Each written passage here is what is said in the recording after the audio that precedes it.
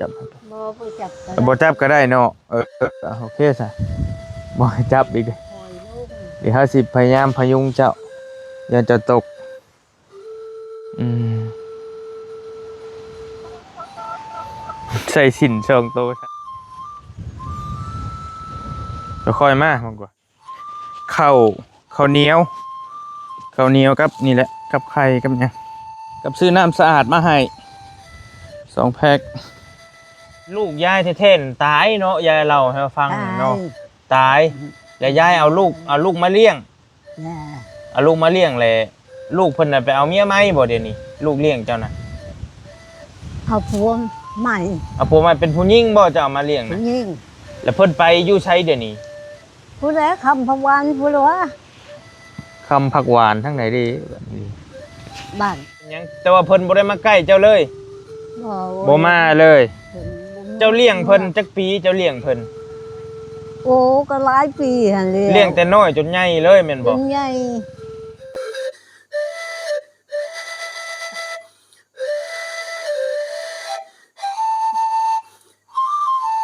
ยายเอ้ยยายอยู่เพื่อนบ่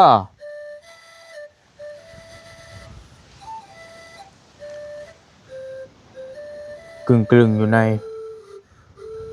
เราตากเสื้อเมื่อวานนี่ก็ตกไปแล้วเสื้อผ้าก็เห็นโอ้ยยายเสื้อเราตากวานนี่นะพี่น้อง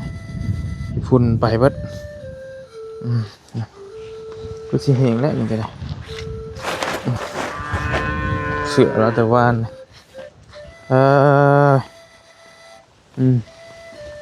กำลังค่อยๆคานออกมาล่ะกระลุง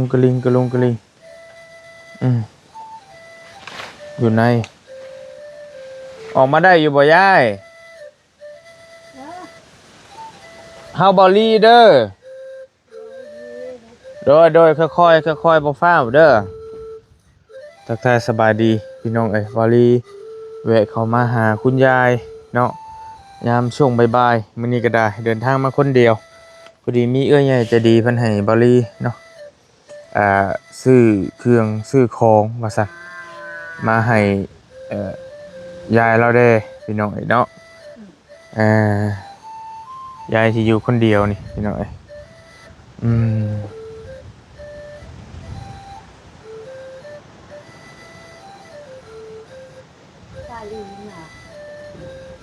เพื่อเชื่อออกมาได้ก็บ่ได้เป็นง่ายนะเอาก็ค่อยออกมา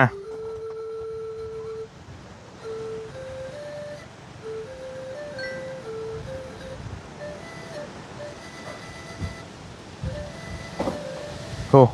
เอายังออกมาล่ะมีกัดมีบอกสบายดีกินข้าวแล้วบ่กินแล้วมันยังเอาแก๊สยังออกมาน่ะไม่ยังอันนี้เอายังออกมาอันนี้ทานมาแต่ใช้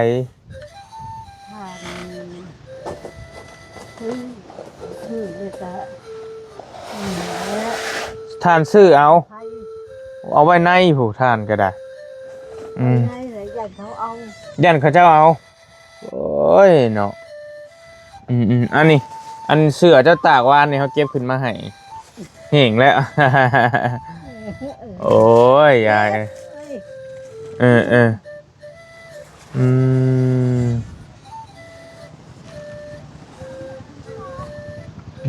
กินข้าวกับยังหากินข้าวฮะกินไข่กับไก่ลูกมาหาเดียวกินกับไก่ที่เขาเอามาแต่เมื่อวานนี่เอาเงาหันออกมากับจักเบาจริงแล้วจักเบาเงาก็มามื้อนี่มาจื้อเฮาอยู่หรอปะเจอแล้วเบาเงาเพิ่นมาหามื้อนี่ติเบาเงาก็มาเบาเงาก็เบานิ้วแม่นเบานิ้วนิ้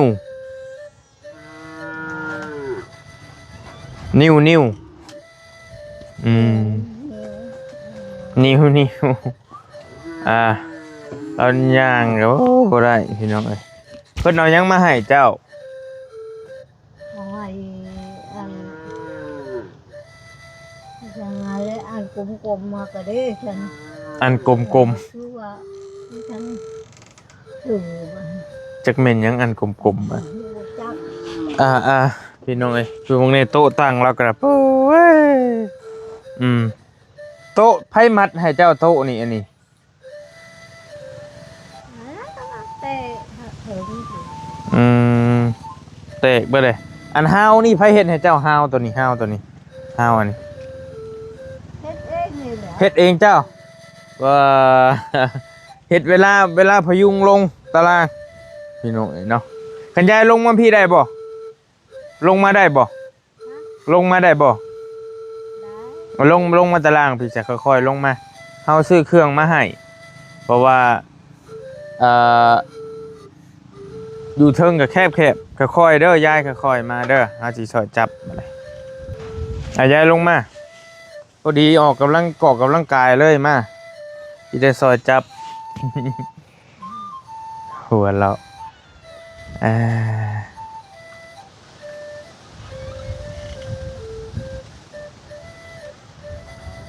คือเราลงแบบนี้นี่ถ้าลงพี่น้อง จะลงถุยที่แล้ว ลงมาโลดบ่เป็นหยังลงมาเลยนี่เฮาสิคอยพยุงเจ้า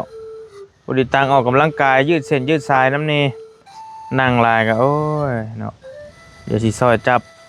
ก่อนสิเมื่อก็สิให้ขึ้นก่อนมันจังบ่นั้นได้บ่จับ บ่ไปจับกัน บ่จับก็ได้เนาะโอเคซะบ่ให้จับอีกเด้ คอยลง เดี๋ยวเฮาสิพยายามพยุงเจ้าอย่าจะตกได้เฉยเด้พี่น้องมันก็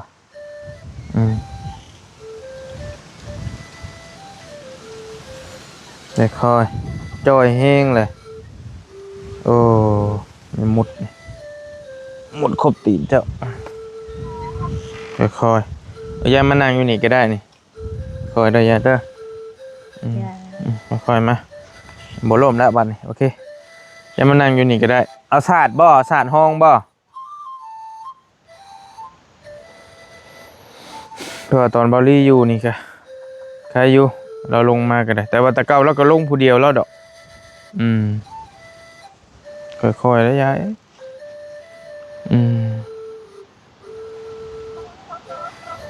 ใส่สิน2 โต 3 โต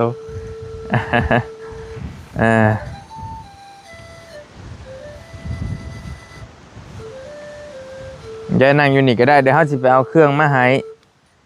นั่งตั้งบ่นั่งนี่เนาะนั่งตั้งนี่ก็ได้นี่ค่อยๆมามันกว่าเดี๋ยวเราสิย่างได้แต่ละก้าว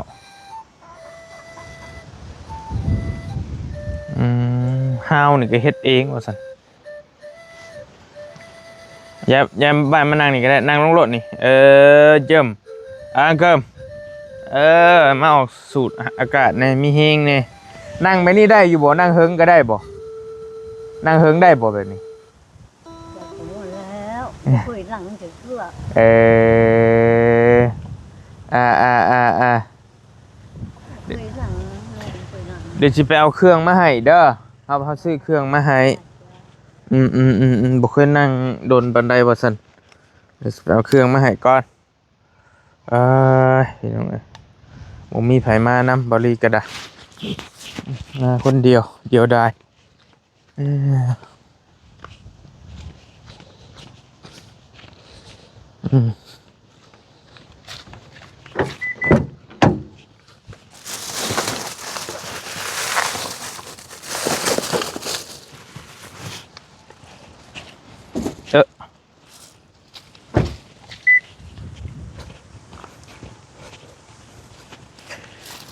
เขาซื้อข้าวมาให้ข้าวเหนียวกับนี่แหละกับไข่กับหยังข้าวเหนียวไหมนี่เอาไว้กินกับสิไปเอาน้ำนั่นในจักหน่อยก่อนเดี๋ยวไปเอาน้ำก่อน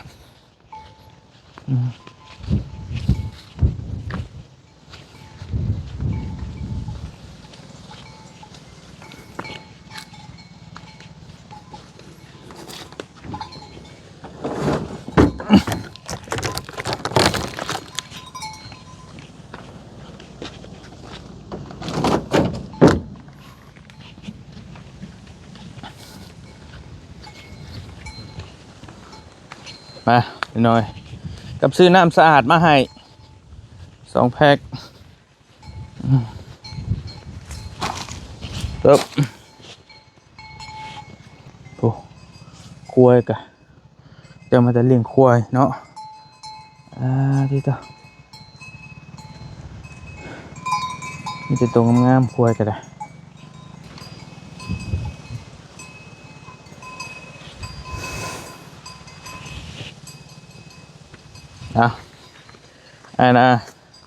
อันปิ้งไก่เขาซื้อให้ว่านี่เบิดละบ่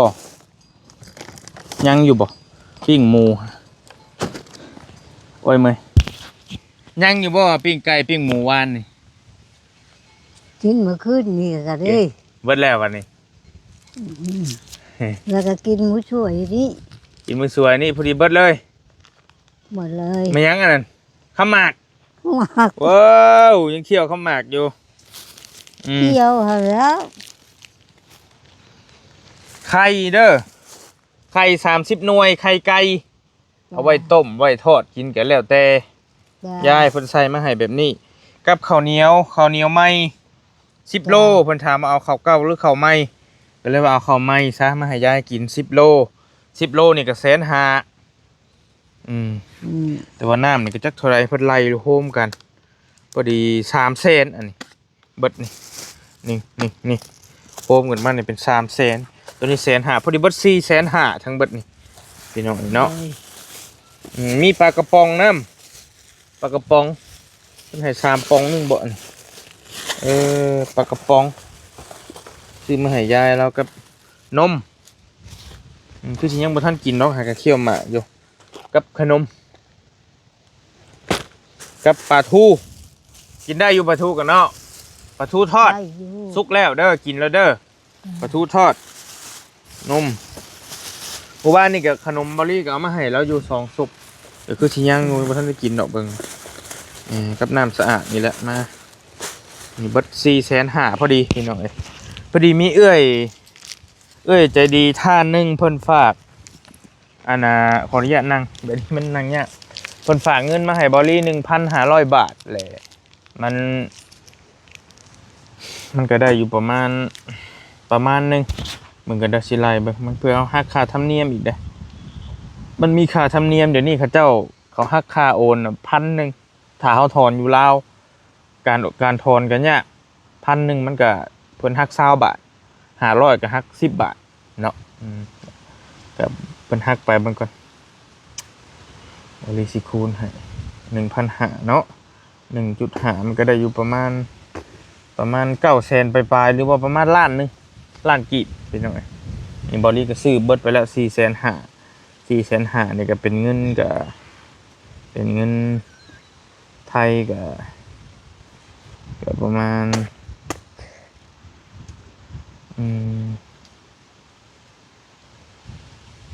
เที่ยวมากกับโบพลึกดอกเคี่ยวน้อยเดียวบ่น้อยเดียวประมาณ700 บาทพี่น้องบริซื้อมาเปิดประมาณ700ก็ยังเหลืออยู่ประมาณ800ซะไปตีไปง่ายๆกินบ่ใช่นมนี่กินนมเนาะกินเลยเนาะกินนมกินเลยเนาะกินตัวนี้บ่เราแกะเองแล้วเพราะว่าเราต้องแกะเองแกะเบิ้ง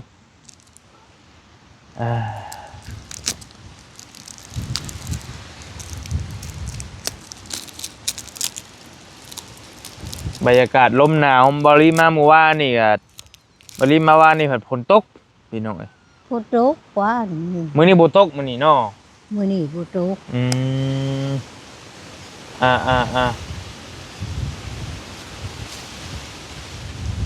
นี่แหละพี่น้องบ้านปลายชีวิตยายเราแหละกระบะบ่ได้เห็นแล้วก็ได้คือเอื้อยเพิ่นเจตนาเพิ่นอยากได้ไม้คันเท่ามาให้เราค้ำไปคุยกันอยู่ว่าสิเอาหาแต่ว่าหาซื้ออยู่ลาวบ่มีหายากเฮงเนาะหายากบ่ลิเลาะเบิ่งกินนี่ก็บ่มีแถวเมืองเซโนเฮานี่ก็จักมันสิอยู่ห้านใดแท้ไม้คันเท่ามาให้เราค้ำไปนะพี่น้องคนใดมีก็ฝากมาให้ได้พี่น้องหรือว่าเอามาให้ยายแล้วในกระบะเราเนาะผู้ใดอยู่ใกล้อยู่ไกลก็ได้ติ ติดต่อมาหาบอลลี่ก็ได้พี่น้องอยากได้ไม้กันเท่านี่มาให้เรานะอะไรคำอยากได้บ่ไม้กันเท่าค้ำไปนี่ ยันคำบ่ได้ ยันค้ำบ่ได้บ่ ยันไปบ่ได้คำบ่ได้ ดีได้อแสนเบิ่งสิถามเราก็ดีแต่บ่ซื้อมาถามกับก็คิดว่าจะเอามาให้เราเลยแหละบ่ได้ถามเฮาว่าที่ซื้อมาให้แบบนี้ได้สิเอาบ่ไม้กันเท่า4ขามาค้ำไปเอาบ่หรือบ่เอา จักทั้งหมดแล้ว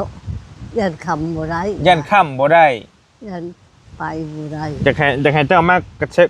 เทิบไปหั่นนะบ่ได้จับไปว่ะ นั่นแหละตัว เอาบ่หรือบ่เอา จักเอาบ่หรือบ่เอาแล้ว ยันค้ำบ่ได้ติ ยันคำบ่ได้ แข่งยายนั่นมันบ่ดีข้างนึงเหรอวะ ข้างหนึ่งหันบ่ดี ข้างนึงนั่นดี ข้างหนึ่งหันดี อืม ยันล้ม ยันล่มกับบัดนั้น คือเอื้อยเพิ่นบัดแนะนำว่าเพิ่นว่าอยากได้แบบอันนึงแบบซักไปบอลลี่เพิ่นว่าอยากได้แบบของพ่อน้องเทพนั่นนะพี่น้องให้เราค้ำไปเลยมันจังแบบเราจับได้สองมือเลยหั่นน่ะความหมายนั่นแหละแต่ว่าเราเพิ่นว่ายันค้ำบ่ได้เอามาลองเบิ่งบ่เนาะบอลลี่เสิร์ชเบิ่งใน Lazada ในอันนั้นนะใน Shopee ในแอปเดี๋ยวเพิ่นก็บ่ได้แพงไปได้ละ3-400 บาทนึงเป็นขาค้ำ4ขาแบบของพ่อน้องเทพนั่นแหละแต่ว่าอยู่ลาวเขามันบ่ค่อยมีปานใดยากเนี่ยนี่พี่น้องโอ้โหพี่น้องเห็นหรือเปล่ามันอยากม้วนนั่นเป็นซี่ค้าหั่นแหละพี่น้องก็น่าสิจักกินไม้คันเท่าจักเพิ่นเอิ้นไม้หยังบ้านเขาเอิ้นไม้คันเท่าบ่ค้ำไปของคนพิการพี่น้องลูกที่ชื่อนั่นแหละชื่อไม่คำมันบ่ว่าปัจจุบันวาง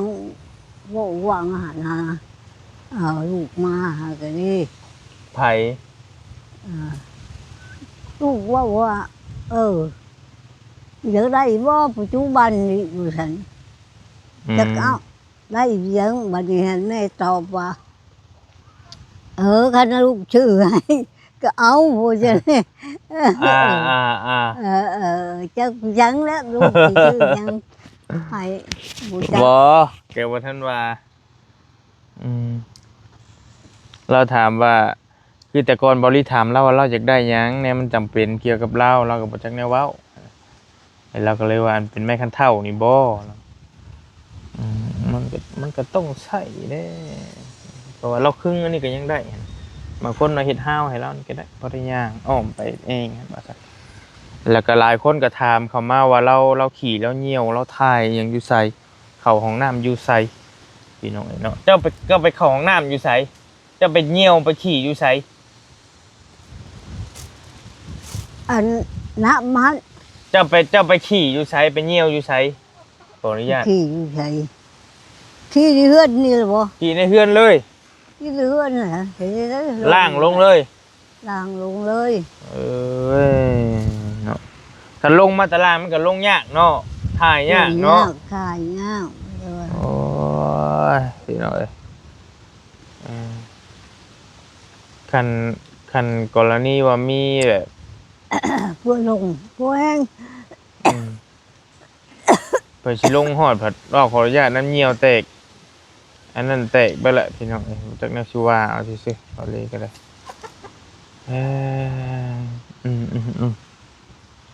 เอามีแต่จังว่ากันคันมีห้องน้ำให้เราพอพยุงไปเราเข้าก็คักอยู่ห้องน้ำคนเฒ่าคนชราก็ได้ให้เรา บ่พุ่นเดี๋ยวนี้หันก็ว่าหันแหละว่านี่ คันว่ามีห้องน้ำก็สิลงยาก อันนี้เขาก็เนี่ยเพิ่นอ้อมเอาบ่ได้ ดินนี่ก็บ่แม่นดินแล้วซ้ำนะตามเราบ่นะดินบ้านให้เจ้าอยู่เหรอวะดินเพิ่นแบ่งให้อยู่ ดินบ้านนี่ ดินบ้านให้อยู่ซื่อดินบ้านนั่นหั่นแล้ว ดินนกในบ้านนี่แหละ อันนี้ค่ะผู้ก็ให้รู้ว่าไว้ว่าพระจอดนะคะให้โลกล้อมเลยนะอันนี้นี่ก็ได้นั่นแหละแม่ก็จังว้าวรู้จักว้าวอืม เพิ่นแบ่งให้อยู่แบบบั้นปลายชีวิตแล้วนะพี่น้องเพิ่นพอแบ่งให้เราอยู่ แม่สั่งเอาอันนี้ก็อันนี้เพิ่นนับเอาคนละภาคนะ อืมอืม ชวนนี่นะฮะ โดย คนละภาคคนละ โด ภาย คบ้านนี้เขาหลังมาเฮ็ดให้โดย ปลูกเตยปลูกจังเลยก็คือบ้านนี้ปีนี้ฮะแล้วเขาก็มาเฮ็ดล้อมเอาผลก่อหน่อไม้อีกก็ได้นั่นแหละแม่บ่จักแนวสิเว้า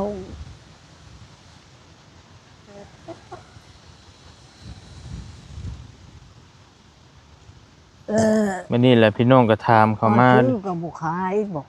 ฮะ ข้อได้กับบุหาย ขอซื้อก็บ่ขายขอหลาย บุจักยังบุดันหูน้ำเพิ่นนะน้ำผู้บ้านชัดจ้าหรือเท่าแกมีบ้าน เพิ่นให้อยู่ก็โอเคแล้วยายเอ้ยเพิ่นให้อยู่บ้านปลายชีวิตเฮานี่ก็โอเคแล้วนี่ก็ได้บ่ต้องเอาหยังหลาย ลูกหลานเจ้าบ่มีไผมาเลยบ่เดี๋ยวนี้ บ่มีผู้มา อืม มามีผู้มาเลยนี่ฮะ ตะกี้อันผู้มาแต่เมืองชนน่ะเด้เมืองชนบ่หรือเมืองหยังวะตะกี้เพิ่นมากับผัวเพิ่นน่ะเพิ่นบ่มาแล้วบ่เดี๋ยวนี้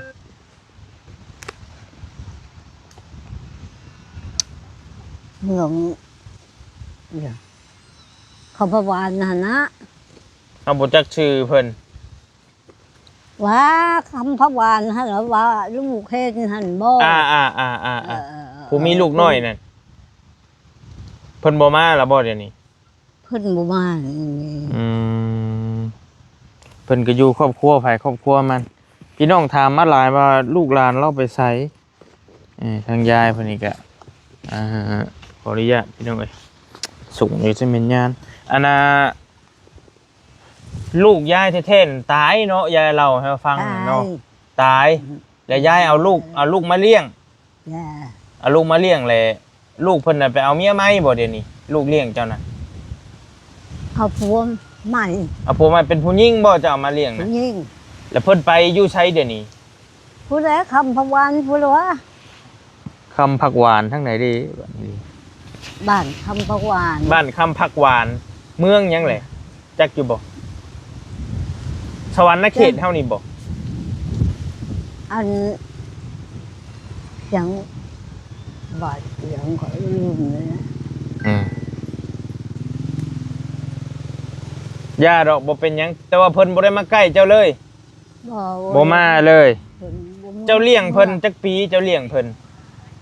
โอ้ก็หลายปีหั่นเลย เลี้ยงแต่น้อยจนใหญ่เลยแม่น เป็ บ่ นใหญ่ เอาลูก เป็นใหญ่พุ่นแหละ เอาลูกเขาเจ้ามาเลี้ยง เป็นผู้หญิงและเพิ่นก็ไปเอาผัวใหม่แล้วก็ไปอยู่น้ำผัวเพิ่นเลย เพิ่นไปนำผัวเพิ่นที่นี่ฮะนะ ก็บ่ได้มาใกล้มาทัดเลย บ่เห็น ลูกแท้ๆแล้วนั่นตายแล้วเล่าให้ฟังเนี่ยเป็นผู้ชายเนาะ ผู้ชาย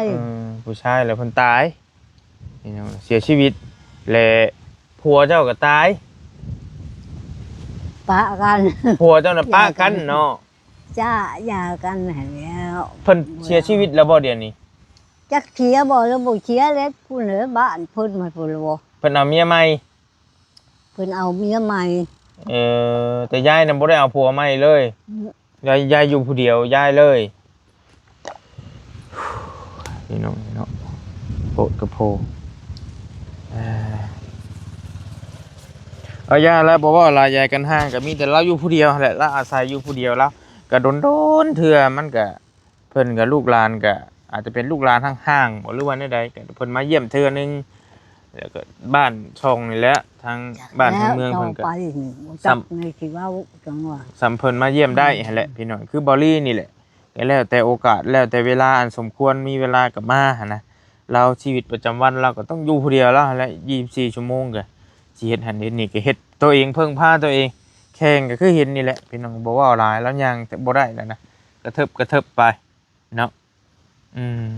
อันนี้หันเป็นของผู้ใหญ่ใจดีจากฝั่งไทยเด้อเพิ่นฝากให้เฮาซื้อมาให้ยายเด้อยายอันฝากยายนบมือขอมกขอบใจเพิ่นแน่เพิ่นเบิ่งอยู่น้ำกล้องนี่อย่าตั้งไว้ก่อนนี่ตั้งไว้ก่อนขอบมกขอบใจน้ำเพิ่นนี่เดี๋ยวตั้งไว้ก่อนจังว่าให้ละไปรวยไปนบมือสินะตั้งไว้ก่อนนี่ตั้งไว้ก่อนอวยพรให้ลูกให้หลานแน่ผู้ใหญ่ใจดีเพิ่นให้ละไปรวยแล้วโดยคุณพองดอกพองใจแต่ให้ละไปรวยให้รวยจะไปเมื่อนะให้อยู่ดีมีแห้งต่อไปจ้าทุจ้าทุดีใจผู้มากกให้ละไปรวยให้แบบไม่รัดเหตุจะมาผ่านม่านมาใกล้วงฝันดาวข่าวฝันแบนใจองคือแหวนให้อยู่ดีมีแห้งแต่ว่านั่นแหละพูดนั่นก็ให้ลาบไปรวยให้อยู่ดีมีแห้งจ้าทุเป็นเอื้อยใจดีเพิ่นบ่ให้ออกชื่อออกเสียงหรอกเพิ่นเห็นน้ำคลิปบอลลี่เมื่อวานแล้วเพิ่นก็กระบาบเพิ่นก็เลยฝากเงินมาให้บอลลี่จำนวนนึงให้บอลลี่เอามาอันนี้ให้นี่ว่าซั่นเนาะเดี๋ยวสิคนขึ้นซอยยายเราบัดนี้ป่ะขึ้นเทิงผู้บัดนี้ยายตอนเฮาอยู่นี่เฮาสินั่นพยุงขึ้นซอยเฮาสิคนขึ้นให้เจ้าป่ะโอ้ยน้องกระบาดเราค่อยๆขึ้นเด้อยายเด้อขึ้นจ้าลูกอุ้ยเดี๋ยวเฮาชนขึ้นซอยมันบ่คือเก่าแล้วยายเฮ็ดจังได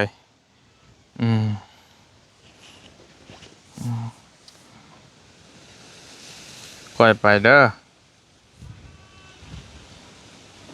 จังมันเป็นพี่จังแล้วอ่ะเบิ่งเเขาจะไปช่วยพยุงจะค่อยๆขึ้น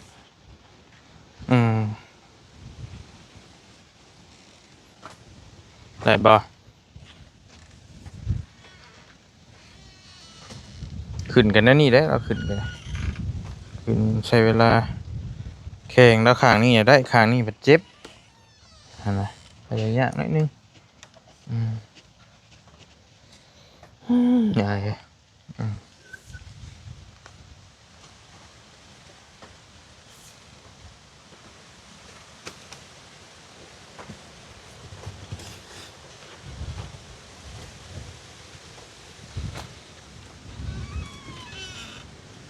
ค่อยได้แล้วเนาะได้อยู่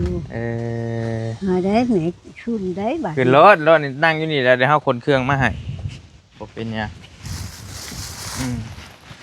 จะหันแหละโอเคอันนี้ไข่ลองมันเตะเด้อไข่กันเป็นออกจากเตะนมเอลเซ่เข่า10 โลนี่กะได้เป็น10 มื้อมันจะได้บ่10 มื้อ10 โลจะสมมุติแล้วกินลองเบิ่งซะก่อนกินลองเบิ่งซะก่อนโอเคซั่นเจ้าเรามามื้อละถ้วยบ่บัดดอกพี่น้องน้ำนี่ก็2 แพ็ค12 ตุ๊กตำสกินนี่ก็ได้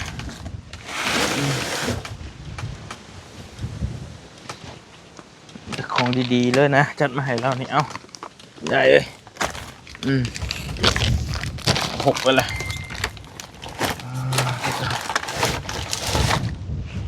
ขึ้นที่หรอขึ้นในพุ่นบ่เดี๋ยวเราสิขึ้นจัดให้แป๊บนึงเข้าในพุ่นแล้วเนาะเข้าในอันนี้ขออนุญาตเด้อเข้าอยู่นี่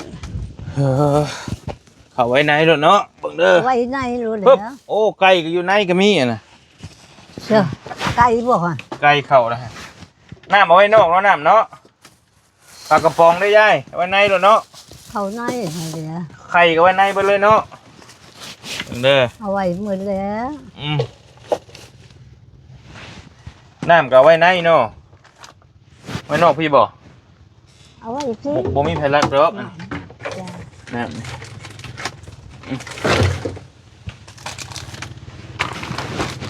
คนเฒ่าก็ยังสิมันหลักกันอยู่เนาะแอนนั่นเด้ออยู่ดีมีเฮงเฮาไปป้าก่อนเด้อโชคดีเด้อยายเด้อไม่ได้ก็จังว่ากันแก้กินอยากกินหยังก็ได้ปลากระป๋องนี่ก็แก้ได้อยู่หรอวะ ได้อยู่ อยู่ดีมีเฮงเด้อไปก่อนไปเวียกเขาก่อนเจ้าเจ้าโอ้โดยใหญ่บะกระเบาะละไปขอตัวเดินทางก่อนบอลลี่กับมันสีคำสิมืดเอาเข่าเอาคองมามอบให้ยายเราจำนวนหนึ่งเนาะก็เป็นเงินของเอ้ยจะดีเพิ่นจากฝั่งไทยเอาขอมอบขอบใจอยู่ดีมีเฮงโชคมาร่ำรวยเด้อเอ้ยเด้อให้เอ้ยสุขภาพเข้มแข็งเป็นหุ่มเป็นเงาเบิ่งลูกเบิ่งหลานเบิ่งผู้ทุกข์ผู้ยากต่อไปให้บุญคำบุญสู้บุญคำน้ำทรงเนาะให้ร่ำรวยสุขภาพเข้มแข็งอย่าเจ็บอย่าจนอย่าขัดอย่าของเฮงๆปังๆยิ่งขึ้นไปเด้อเอ้ยเด้ออยู่ดีมีเฮงไปก่อนแล้วบ๊ายบายเนี่ยเดี๋ยวก็จังว่ากันพี่น้องฝากยายเราได้อยู่คนเดียวเราก็ได้เนาะบ๊ายบายเนาะ